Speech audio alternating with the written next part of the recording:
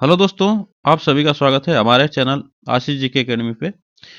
तो दोस्तों, आज जो हम लोग प्रैक्टिस सेट कर रहे हैं यह ईबीएस का प्रैक्टिस सेट जो कि पेडागोजी के साथ हम लोग इसका प्रैक्टिस सेट कर रहे हैं और ऐसे ही प्रश्न एग्जाम में आ रहे हैं और एनसीएफ से क्वेश्चन बहुत ज़्यादा क्वेश्चन आ रहे हैं। तो आप लोग पेडागोजी के क्वेश्चन ज़्यादातर आप लोग हल करिए। ठीक, तो चलिए हम लोग स्टार्ट करते हैं आज का पहला क्वेश्चन। तो दोस्तों, हम लोग फटाफट रिवीजन करेंगे।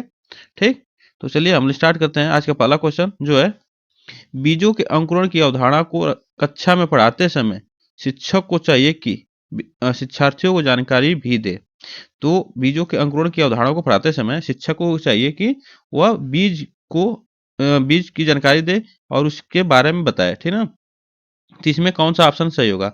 कक्षा कक्ष में हवा के तापमान व नमी की, कक्षा कक्ष में की गई सजावट की, कक्षा कक्ष में फैली धूल मिट्टी की, कक्षा कक्ष में रखे हुए फर्नीचर की। तो इसमें ऑप्शन हमारा सही होगा, जो ऑप्शन हमारा फर्स्ट सही होगा। जो कक्षा कक्ष में हवा के तापमान और नमी के कारण जो बीज अंकुरण उसके बारे में शिक्षक को बताना चाहिए, जानकारी देना चाहिए बच्चों को। ठीक ना, तो ऑप्शन इसमें हमारा फर्स्ट सही है। चलिए आगे चलते हैं। वह व्यक्ति जिसको मलेरिया है के रक्त की जांच किस आधार पर की जाती है? वह व्यक्ति जिसे मलेरिया और उसकी रक्त की जांच किस आधार पर की जाती है? तो यह किस आधार पर की जाती है? लाल रक्त कणिकाओं में मच्छर के अंडों की उपस्थिति के आधार पर, लाल रक्त कणिकाओं में मलेरिया परजीवी की उपस्थिति के आधार पर, तो रक्त रक्त को क्षति पहुंचाने वाले यकृत कोशिकाओं के आधार पर, श्वेत रक्त कणिकाओं में मच्छर के अंडों की उपस्थिति के आधार पर। तो इसमें ऑप्शन हमारा जो सही होगा, जो मलेरिया के जो जांच होती है, जो रक्त का जांच होता है, तो उसमें मलेरिया के क्या पाए जाते हैं? परजीवी पाए जाते हैं। उससे मलेरिया का पता चल पाता है कि आदमी को मलेरिया है। ठीक ना, तो उसमें परजीवी उसके जीव पाए जाते हैं मलेरिया के। ठीक ना, तो ऑप्शन इसमें हमारा सेकंड सही है। चलिए आगे चलते हैं। बर्फ के घर इग्लू विशेष ध्रुवीय क्षेत्रों में जहां भूमि हमेशा बर्फ से ढकी है बनाए जाते हैं। तो यह कहाँ पर तो यह इग्लू जो ध्रुवीय क्षेत्र होते हैं वहां पे यह इग्लू बनाया जाता है। आप लोग बर्फ के जो घर होते हैं उसके बारे में बता रहा है। इन घरों के विशेष विषय में पढ़ाते समय आप शिक्षार्थियों को निम्न में से कौन सी जानकारी नहीं देंगे? कौन सी जानकारी नहीं देंगे आपको बताना है। तो इसमें कौन सा ऑप्शन सही होगा? जिसमें ऑप्शन कौन सा सही होगा? इन घरों का निर्माण करने वाले लोगों को स्कीमो कहा जाता है। ये तो सही है। यह जो घर इग्लू बनाते हैं, यहाँ के जो निर्माण करने वाले लोग होते हैं उसको स्कीमो कहा जाता है। इन घरों का आकार गुंबदाकार रखा जाता है, साथ ही प्रवेश हेतु मध्य में एक छिद्र होता है। ये भी बिल्कुल सही है, गुंबदाकार होता है और प्रवेश में उसका द्वार बनाया जाता है। इन घरों में सर्दी से बचने के लिए फर्श पर भूसे तथा पेड़ की पत्तियों का प्रयोग किया जाता है। ये ऐसा नहीं किया जाता, वहां पे बर्फ ही बर्फ होता है। यह घर जो बर्फ में बनाए जाते हैं। ठीक ना, इन घरों में सर्दी से बचने के लिए फर्श पर जानवरों की खाल एवं फर्श का प्रयोग किया जाता है। तो ये भी सही होता है, वहां पर क्या किया जाता है? जानवरों की खाल का प्रयोग भी किया जाता है। ये ऑप्शन हमारा जो नहीं है, तो ये हमारा थर्ड ऑप्शन इसमें नहीं है। ठीक ना, ऑप्शन इसमें हमारा थर्ड सही होगा, इसमें नहीं पूछा था। चलिए आगे चलते हैं। वायु प्रदूषण प्रमुख स्रोत है। वायु प्रदूषण जो है वह प्रमुख स्रोत है, किसका प्रमुख स्रोत है? तो यह आपको बताना है। एक मिनट दोस्तों। हाँ चलिए, यह किसका प्रमुख स्रोत है? जीवाश्म ईंधन का, अपूर्ण दहन का, वृक्षारोपण का, सौर ऊर्जा का प्रयोग, ये सभी। तो कौन सा ऑप्शन इसमें हमारा सही होगा? तो इसमें ऑप्शन कौन सा सही होगा? जो प्रदूषण वायु प्रदूषण का प्रमुख स्रोत होता है वह जीवाश्म होते हैं, वह अपूर्ण दहन, उसका पूर्ण दहन नहीं हो पाता है। तो इसके कारण वहां पे क्या होता है? वायु प्रदूषण होता है। ठीक ना, चलिए आगे चलते हैं। सभी वृक्षों की पत्तियों का रंग सामान्यतः हरा होता है, किस कारण होता है? धूप के कारण, पर्णहरित के कारण, ऑक्सीजन के कारण, कार्बन डाइऑक्साइड के कारण। तो यह किसके कारण होता है? तो यह जो होता है पर्णहरित के कारण होता है। ठीक ना, ऑप्शन इसमें हमारा सेकंड सही है। जो वृक्षों की पत्तियां हरी होती हैं वो पर्णहरित के कारण होती है। निम्नलिखित में से कौन सा प्राथमिक विद्यालय में पर्यावरण अध्ययन पढ़ाने का उद्देश्य निरूपित है? पर्यावरण का उद्देश्य निरूपित है, कौन सा ऑप्शन इसमें सही होगा? अपने ज्ञान का विस्तार करने के लिए बच्चों को सूचना देना कि उन्हें कौन सी पुस्तकें पढ़नी चाहिए, ठीक ना, कौन सी पुस्तकें पढ़नी चाहिए। विद्यालय में बच्चों के अनुभवों को बाहरी दुनिया से जोड़ना चाहिए, ये सही है। बच्चों की क्या करना है, एनसीएफ क्या करता है कि बच्चों के जो ज्ञान होते हैं, अनुभव होते हैं, उसको बाहरी ज्ञान से जोड़ा जाए, ठीक ना। तो ये ऑप्शन यही हमारा सही होगा, ठीक ना। चलिए और बच्चों को तकनीकी शब्दावली ये एनसीएफ नहीं करता है। पर्यावरण अध्ययन से संबंधित तकनीकी ये भी एनसीएफ नहीं करता है, ठीक ना।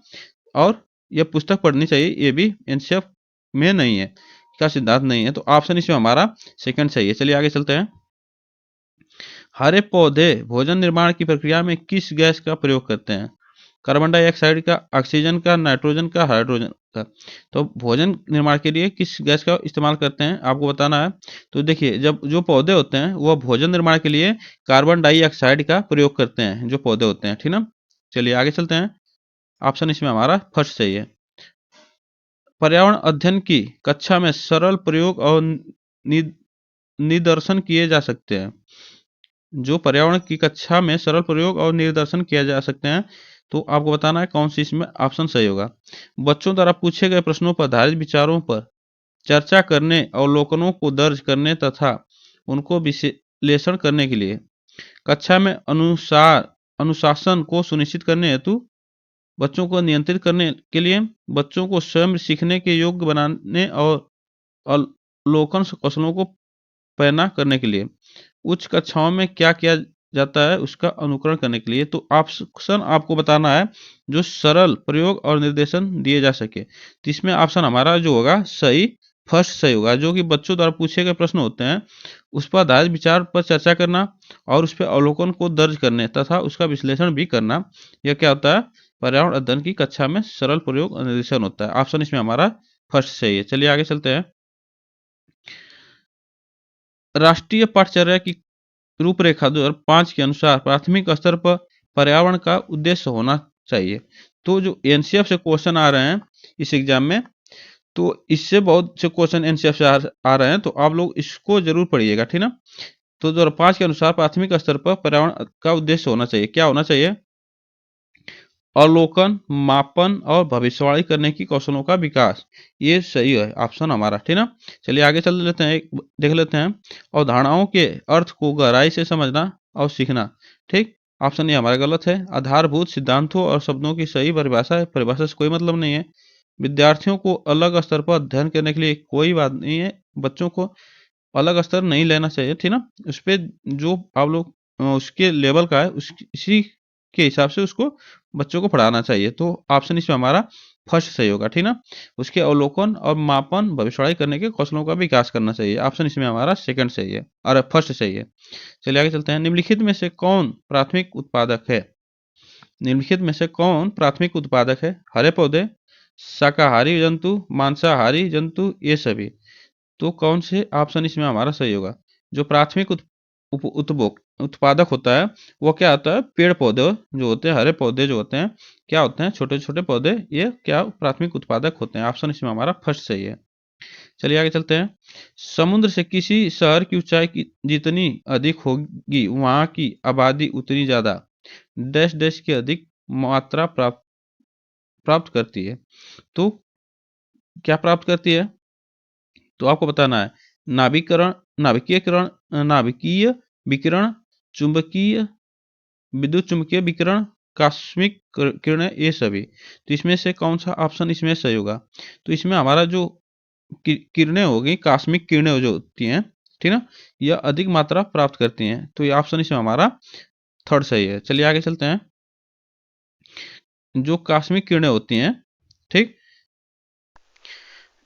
जो कॉस्मिक किरणें होती हैं, यह ब्रह्मांड जो अत्यधिक किरणें होती हैं, यह कॉस्मिक किरणें कहलाती हैं, ठीक ना। तो ये ऑप्शन हमारा थर्ड सही है। आगे चलते हैं। खाद्य पदार्थों को सुरक्षित करने रखने में शीतीकरण विधि से पूर्व किस वस्तु का प्रयोग होता था? जो खाद्य पदार्थों को सुरक्षित रखने में उसके शीत मतलब उसका सीड़न से बचाने के लिए पूर्व किस वस्तु का प्रयोग होता था? मिर्च का, दालचीनी का, लौंग का, इलायची का। तो कौन सा ऑप्शन इसमें सही होगा?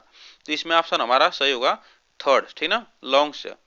इसमें लौंग का प्रयोग होता था पूर्व किसी वस्तु को प्रयोग करना। तो ऑप्शन इसमें हमारा थर्ड सही है। चलिए आगे चलते हैं। दुर्गा एक गांव में रहती है और लकड़ी या गोबर के उपले का इस्तेमाल करते हुए चूल्हे पर खाना पकाती है। पिछले 3 महीनों से उसे तेज खांसी आ रही है, इसका कारण हो सकता है। तो इसमें ऑप्शन कौन सा सही होगा? देखिए इसमें ऑप्शन हमारा सही होगा, इसमें ऑप्शन हमारा जो थर्ड सही होगा, ठीक ना। ईंधन के जलने से उत्पादित जो कार्बन डाइऑक्साइड कार्बन मोनोऑक्साइड जो उसके श्वसन नली में जमा हो गई है, ठीक ना। इसके उससे क्या होता है, उससे खांसी आ रही है और 3 महीनों से वो खांस रही है। तो ऑप्शन इसमें हमारा थर्ड सही है। चलिए यह क्वेश्चन बार बार रिपीट होता है, ठीक ना, इंपॉर्टेंट क्वेश्चन है, तो आप लोग इसको देख लीजिएगा। चलिए आगे चलते हैं। छुई मुई के पौधे में उद्दीपन के प्रति होने वाली प्रक्रिया के जिसके अंतर्गत स्पर्श करने से वह तुरंत सिकुड़ जाता है और फिर थोड़ी देर बाद अपनी मूल स्थिति में वापस आ जाता है। डैश डैश क्या कहलाता है? गति कहलाता है, अनुकूलन, उत्तेजनशीलता, वृद्धि। तो इसे क्या कहते हैं, ठीक ना। तो वह क्या कहलाता है? तो यह कहलाता है उत्तेजनशीलता, ठीक ना। जो छुई मुई के पौधे होते हैं उससे क्या कहते हैं, तो वो आप छुएंगे तो तुरंत वो क्या करेगा, मुरझा जाएगा, तुरंत मुरझा जाएगा। तो वह उसे क्या कहता है, उत्तेजनशीलता। फिर वह अपनी अवस्था में जाता है तो उसे उत्तेजनशीलता कहते हैं, ठीक। चलिए आगे चलते हैं। कपास की कृषि के लिए सर्वोत्तम मृदा है, कपास की कृषि के लिए सर्वोत्तम मृदा है कौन सी? लाल मृदा, लेटराइट, काली मृदा, जलोढ़ मृदा। तो यह कौन सी मृदा सर्वोत्तम है, ठीक ना। तो यह सर्वोत्तम मृदा जो होती है, काली मृदा जो है, यह सबसे अच्छी मानी जाती है कपास के लिए, ठीक ना। कपास के लिए सबसे अच्छी मानी जाती है। तो यह कपास के लिए सबसे अच्छी मानी जाती है। यह महाराष्ट्र में सबसे ज्यादा होती है, महाराष्ट्र में सबसे ज्यादा होती है। तो आप लोग इसको पढ़ लीजिए। तो इसमें ऑप्शन हमारा थर्ड सही है। चलिए आगे चलते हैं।